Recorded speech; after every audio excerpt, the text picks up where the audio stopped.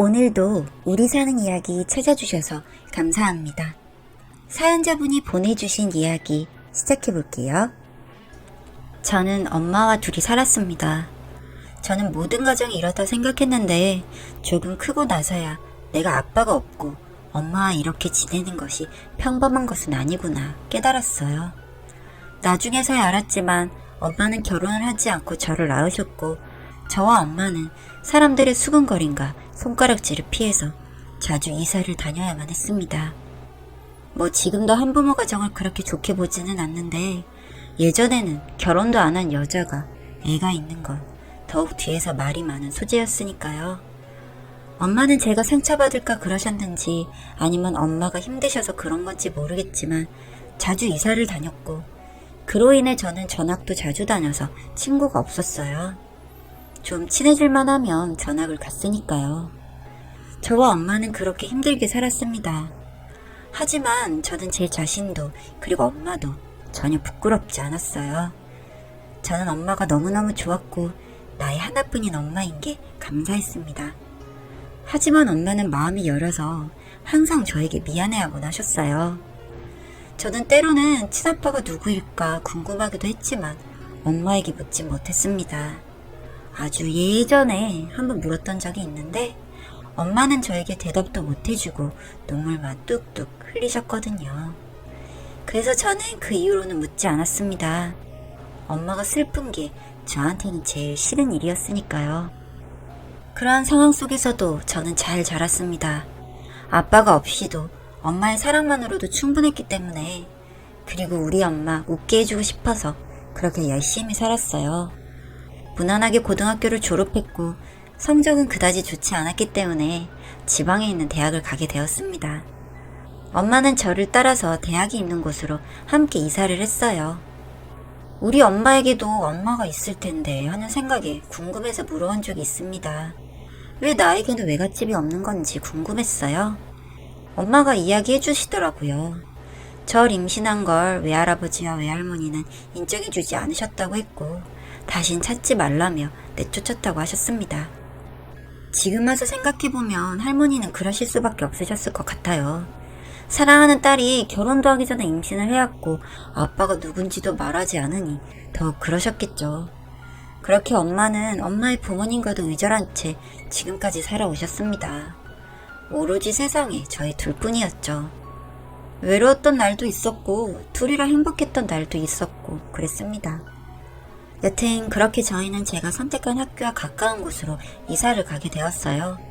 엄마가 회사에 다니시는 게 아니었기 때문에 제 위주로 해주셨거든요. 그렇게 저희는 또 이사를 했고 엄마는 새로운 곳에서 일을 시작하셨습니다. 엄마는 한 곳에서 자리 잡고 일을 하시지 못해서 주로 식당에서 일을 하셨거든요. 그래서 금방 또 일자리를 구할 수 있었죠. 그렇게 저희는 잘 지내왔습니다. 그리고 차라리 제가 나이가 좀 더 드니까 뒤에서 수군대거나 손가락질하는 사람들도 점점 줄어들더라고요. 저도 엄마도 이 이사한 동네도 마음에 들고 해서 또 하루하루를 잘 지내게 되었습니다. 대학생이 되니 저도 술을 마시게 됐고 하루는 엄마가 우리 딸 엄마랑 술 한잔 할까? 하셨고 엄마랑 저는 집에서 처음으로 술을 마셨어요. 엄마는 제가 엄마 술 한잔 기울일 수 있는 나이가 얼른 됐으면 좋겠다고 생각했는데 막상 정말 그런 나이가 되니 너무 빨리 큰 것 같다 아쉽기도 하고 기특하기도 하고 만감이 교차한다고 하시더라고요. 그리고 또 너무 큰 상처를 준 것 같아서 미안하다고 하셨죠. 저는 그런 엄마를 되려 위로하며 나는 엄마가 내 엄마여서 너무 좋다고 그러니까 이제 제발 미안해하지 말라고 했죠. 그러면서 엄마는 넌 왜 아빠에 대해 한 번도 안 물어봐? 라고 얘기를 시작하시더라고요. 저는 어릴 때는 궁금했지만 어차피 알아서 뭐하고 얘기 들어서 뭐해? 엄마가 때가 되면 말해주겠지 하는 거지 라고 답했어요. 엄마는 웃으면서 그러다 내가 죽을 때까지 말 안 해주면? 이라고 했고 저는 그럼 어쩔 수 없는 거지. 나한테 아빠는 원래 없던 존재여서 몰라도 그만, 알아도 그만이야 라고 대답했고 왠지 오늘 그 아빠 이야기를 들을 수 있겠구나 예상은 했었습니다. 그리고 술이 조금 들어간 엄마는 아빠에 대해서 이야기해 주셨어요. 엄마는 아빠랑 대학생 때 만났어. 엄마는 대학생이었고 아빠는 학교 근처 술집에서 일하던 알바생이었어. 엄마가 버스에 가방을 놓고 내렸고 거기 써있는 이름을 보고 너희 아빠가 엄마 학교 앞으로 무작정 찾아온 거야. 주인을 찾아주겠다고.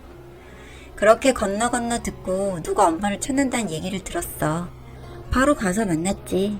그리고 가방을 돌려받았고 엄마랑 아빠는 그때 서로 첫눈에 반했어. 그렇게 둘이 연애를 하게 된 거야. 그런데 너희 할아버지가 엄청 보수적이어서 엄마는 어릴 때부터 남자친구를 사귀는 거 꿈도 못 꿨거든. 고등학생 때 반 친구인 남자아이랑 그냥 가는 방향이 같아서 같이 길만 걷고 있었는데 그걸 너희 할아버지가 보고는 그날 집안이 뒤집어졌어. 할아버지는 엄마가 남자친구가 생긴 줄 알았던 거야. 머리를 미네, 다리 몽둥이로 부러뜨리네, 막 그러면서. 그러다가 내가 아니라고 해서 그렇게 넘어갔지만 그 정도로 할아버지가 심했었어. 또 할아버지가 교수여서 머리 빈 양아치 같은 남자는 만나면 안 된다고 항상 귀에 딱지가 앉을 정도로 말씀하셨거든. 어쨌든 그런 할아버지 몰래 너희 아빠랑 연애를 하게 됐는데 너희 아빠는 머리는 참 좋았어. 공부를 잘했는데 대학에 가고 싶었지만 집안 형편이 어려워서 대학에 못 가고 돈 벌어서 대학 간다고 알바를 하고 있었던 거야. 엄마는 그런 너희 아빠가 너무 좋고 멋있었지. 그리고 엄마를 너무 사랑해줬어. 항상 학교 앞에서 기다리고 학교 도서관에서 같이 공부하고 그러면서 참 행복했는데 엄마가 대학 졸업할 때가 되니까 너희 할아버지가 남자를 소개시켜주는 거야. 너희 할아버지랑 어렸을 때부터 친구인 할아버지가 있는데 그 할아버지랑 약속을 했대. 자식들 크면 꼭 결혼시켜서 사돈 맺자고. 그러면서 이 남자랑 결혼해야 한다고 소개시켜줬고 엄마는 그때 너희 아빠의 존재를 알렸지. 만나는 남자친구가 있고 이미 몇 년 만났다고. 너희 할아버지는 화를 내면서도 너희 아빠에 대해 묻기 시작했어. 부모님 두 분은 살아 계시냐? 부모님은 뭐 하시냐? 몇 살이냐? 학교는 졸업했냐? 이런 것들. 근데 너희 아빠는 가난한 집 아들이었고 아버지도 안 계셨어. 그리고 그때도 대학을 못 간 상태로 계속 알바 중이었어. 그래서 그렇게 솔직하게 말씀드렸지. 그랬더니 너희 할아버지가 또 난리가 나신 거야.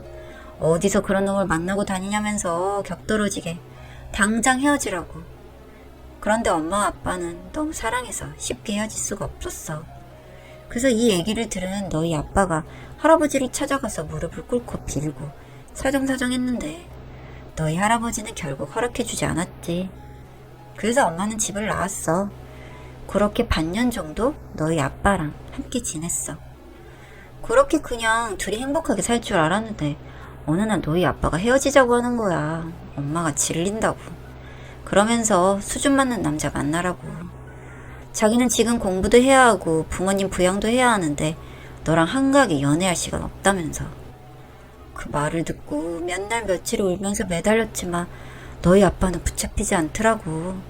엄마는 어쩔 수 없이 집으로 다시 들어갔고 너희 할아버지는 아무렇지 않게 받아주셨어. 그리고 또 그 남자를 소개해주려고 하시더라고.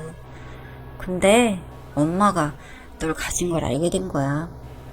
엄마는 너희 아빠를 찾아갔지만 이미 이사도 해버렸고 전화번호도 바꿨고 너희 아빠를 찾을 수가 없었어.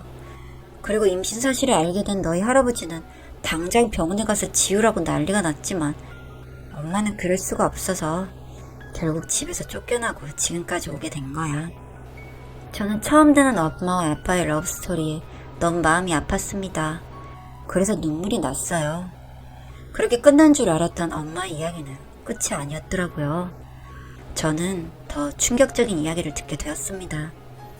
근데 있잖아, 얼마 전에 엄마 일하는 식당에 너희 학교 교수님들이 회식인지 오셨더라고.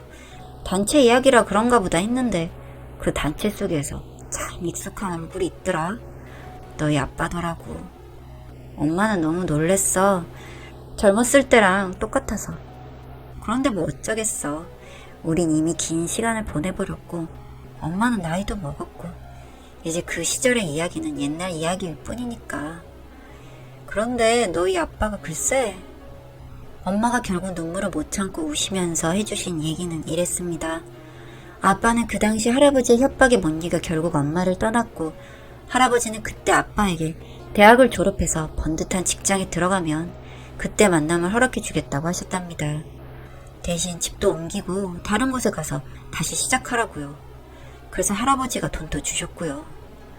아빠는 할아버지가 원하는 사람이 돼서 엄마를 다시 만나야겠다는 생각에 마음이 너무 아프지만 엄마를 떠났고, 그 후로 좋은 대학에 가서 좋은 데 취직하고 엄마네 집으로 찾아갔지만, 할아버지는 엄마가 이미 결혼해서 외국에서 살고 있다고 했고, 아빠는 좌절했다고요. 그리고 자기를 기다려주지 못한 엄마가 너무 미웠다고요. 그치만 아빠는 엄마를 정말 많이 사랑했기 때문에 아직도 엄마를 그리워하며 결혼도 안 한 채 살고 있다고 했어요. 그렇게 몇십 년 만에 만난 엄마 아빠는 서로의 오해를 풀었고, 아빠가 제 존재를 이제 알았고 저를 만나고 싶어 한다고요. 그리고 엄마도 그때 그렇게 떠난 아빠를 조금은 원망했고 잊고 살았는데, 오해가 풀리니 저만 허락한다면 아빠를 함께 만나보면 어떻겠냐고요. 아니, 세상에 마음 아픈 러브스토리에 이런 놀랄 이야기까지 한 번에 듣고 나니 저도 정신이 없더라고요. 그런데 제가 뭘 못하겠어요? 우리 엄마를 위해서라면요. 절 지키기 위해 병원에 가지도 않고 집에서 쫓겨나면서까지 절 지켜낸 엄마인데요. 엄마가 원하는 거라면 전 뭐든 좋았어요. 그래서 엄마의 이야기를 받아들이기로 했습니다. 내일 만나기로 해놓고 밤에 누워 잠을 청하려는데 갑자기 눈물이 흐르더라고요. 그냥 엄마가, 그리고 한 번도 본 적 없는 아빠라는 사람이 살아온 인생이 너무 불쌍해서요. 그리고 그 아빠라는 분이 아직도 엄마를 잊지 못하고 나쁜 사람은 아닌 것 같으니 너무 다행이고, 그냥 모든 게 다 감사하더라고요. 그리고 그날이 왔습니다. 난생 처음 아빠를 보는 날이요. 나에게도 아빠가 있다니 생각하고 또 해봐도 신기했어요. 그리고 그 자리에 나갔는데 아빠는 저도 학교에서 마주친 적이 있는 다른 과 교수님이셨더라고요. 그때는 몰랐는데 이제와 얼굴을 보니 저랑 많이 닮아 있었습니다. 전 어찌해야 할지 어색하기도 하고 그랬는데, 아빠는 저를 보면서 눈물을 흘리시더니 절 품에 안아주셨습니다. 작고 여린 엄마의 품에 안겼을 때와는 다른 느낌이었죠. 아, 이렇게 넓고 단단하고 따뜻한 게 아빠 품이구나. 나도 엄마도 어쩌면 이제 이 품 안에서 보호를 받을 수 있겠구나 하는 생각이 들었는데, 어느새 제 눈에도 눈물이 흐르고 있었습니다. 한참을 눈물 흘리시며 절 안아주시던 아빠는 그동안 아빠가 몰라서 미안하다, 너랑 엄마를 힘들게 했다는 생각에 너무 마음이 아프구나, 어떻게 이 빚을 갚아야 할지 모르겠다 라고 울면서 말씀하셨어요. 저는 이제라도 저에게 아빠가 계셨다는 게, 이렇게 만날 수 있게 되었다는 게 너무 감사하다고 말씀드렸고요. 그렇게 저희는 새 가족이 되었습니다. 그날 처음으로 푹 잔 것 같아요. 그동안은 고생하는 내 엄마, 식당에서 힘들게 일하시는 내 엄마를 생각하면 너무 마음이 아팠고, 여자 둘이 자는 집에서 주변에 누군가가 싸우거나 욕하는 소리만 들려와도 심장이 쿵쿵댔었거든요. 이제 우리 정말 행복해지려고 합니다. 너무 감사한 마음에, 그리고 또 저에게도 아빠가 생겼음을 자랑하고 싶은 마음에 이렇게 사연 보내봅니다. 제 이야기 들어주셔서 감사드려요. 사연은 여기까지였고요.